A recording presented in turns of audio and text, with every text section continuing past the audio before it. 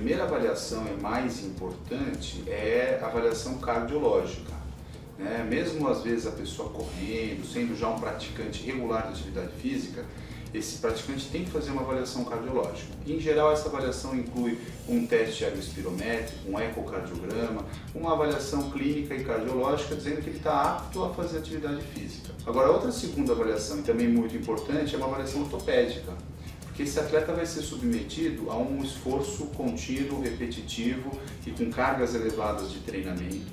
Então, essa é uma avaliação que vai proteger o aparelho locomotor desse atleta. A avaliação do corredor ela é feita de uma forma postural, de modo que a gente consegue avaliar alinhamento de membros inferiores, coluna, a gente consegue avaliar a postura dele. Isso pode ser feito estaticamente e dinamicamente. Então, hoje a gente tem recursos para avaliar dinamicamente o corredor, observar ele correndo, filmar ele correndo, medir ângulos, medir impacto, medir rotação, medir centro de gravidade. Isso se chama avaliação cinemática do corredor. Se recomenda que quando você prioriza uma prova de longa distância, você faça uma, no máximo 2 provas ao ano. Se for uma prova, por exemplo, uma maratona rápida, você tem que focar em um pico nesse ano. Se for uma maratona um pouquinho mais lenta, você pode fazer para um atleta não de altíssima performance, mas você pode estabelecer 2 picos no ano. Quando você passa de 30 km por semana, você começa a aumentar exponencialmente a incidência de lesões. Os benefícios que tem da prática esportiva começam a não ser tão importantes quanto os malefícios que podem advir da prática desse esporte, desse impacto. E qual que é o principal mecanismo de proteção? É o fortalecimento.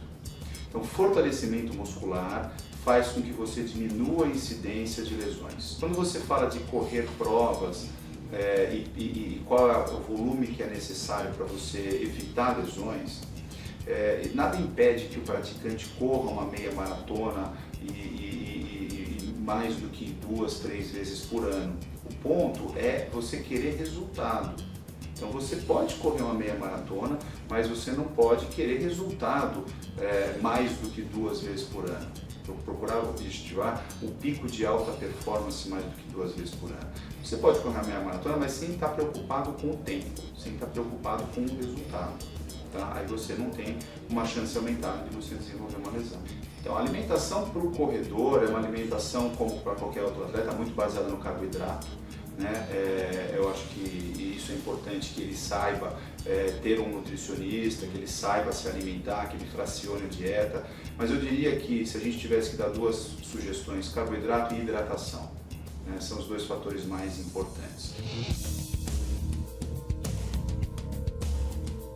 O atleta de alta performance ele é profissional do esporte. Então ele vive para treinar, para se alimentar e para dormir, para descansar.